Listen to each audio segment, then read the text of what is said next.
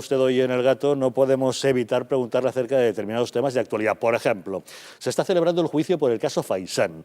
¿Cree usted que están sentados en el banquillo los auténticos y todos los responsables de ese chivatazo? Yo no tengo ni idea. Yo ya, cuando se produce el caso Faisán, yo ya no estaba en el gobierno, desconozco el caso, está en la justicia. Es evidente que el caso Faisán es la expresión de lo que es un mal proceso de paz, un mal llamado proceso de paz. Cuando hay un proceso de paz, se producen con facilidad vulneraciones de la ley y se producen también decisiones de algunos tribunales en la mala dirección.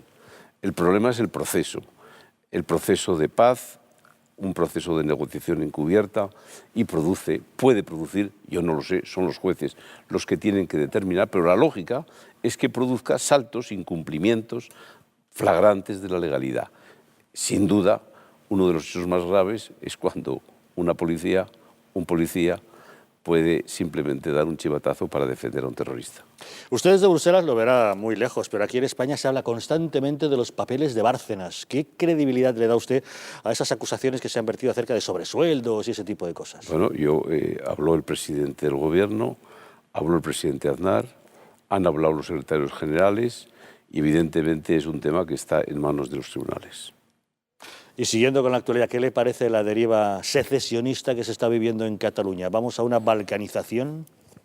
Bueno, este es el tema más importante que tiene España. El tema de su nación es su punto más débil. Tenía que llegar. La crisis en España es suficientemente profunda para saber que no solo es económica y financiera. En cada nación europea se expresa en el punto más débil de su nación y en España el punto más débil es la nación. Pero no nos debe sorprender. Esto está en la genética de los nacionalismos. Los nacionalismos el año 89, el año 90 trazaron una hoja de ruta. No son los catalanes, no son los españoles.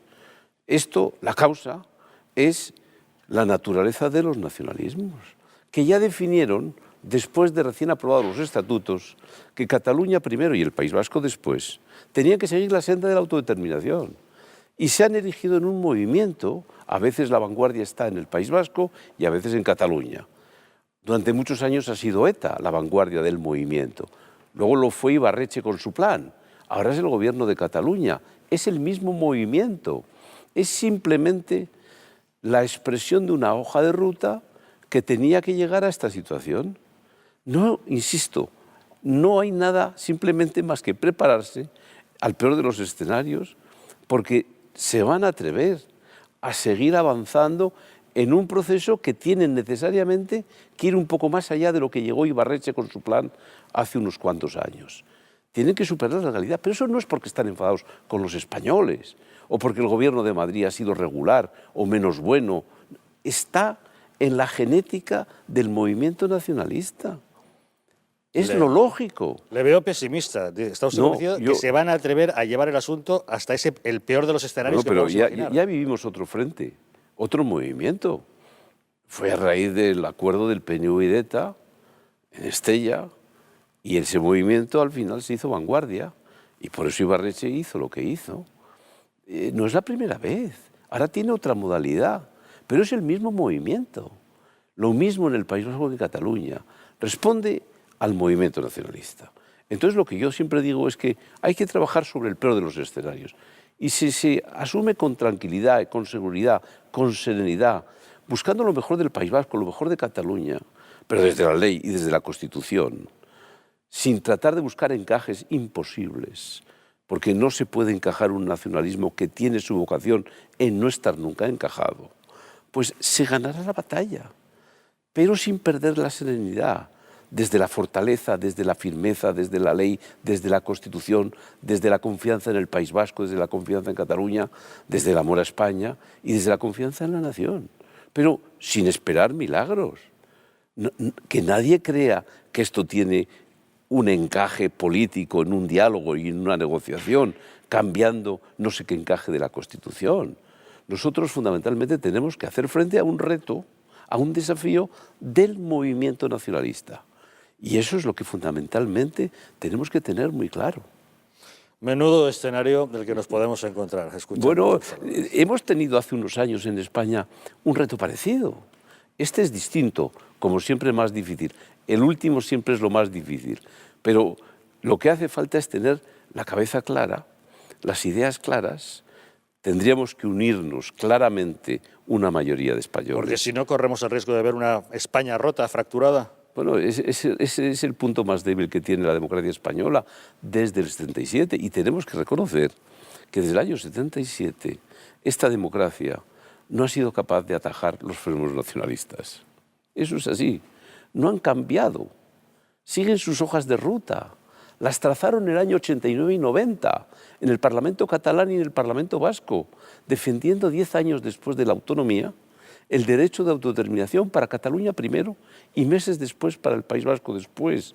Es decir, no hemos sido capaces de que ese nacionalismo cambie su hoja de ruta y crea una moda dominante que parece que es masivo en Cataluña y parece que fue masivo en el País Vasco. Pero no hay que tener miedo, son estados de opinión. Lo importante es creer en España, creer en el País Vasco, creer en Cataluña, creer en la Constitución, en el Estado de Derecho y aplicarla con la mayor de las firmezas, sin que haya ningún temor y sin ningún miedo. Y al final no pasará nada, en la medida que haya una sociedad que es consciente del reto enorme que tiene delante de sí. ¿Y es nuestro gobierno actual lo suficientemente firme como debe ser? Dios como lo usted quiera, cree? porque un reto de estas características, y le deseo lo mejor, o lo afronta el gobierno o no hay nadie que lo afronte. Cuando algunos dicen, no vamos a crear partidos nuevos, ¿para qué? Esto o lo resuelve el gobierno con el apoyo debido y con una mayoría clara, o evidentemente no hay quien lo resuelva. El gobierno, Dios quiera, que acierte en la estrategia para hacer frente a este proceso. Yo así lo deseo.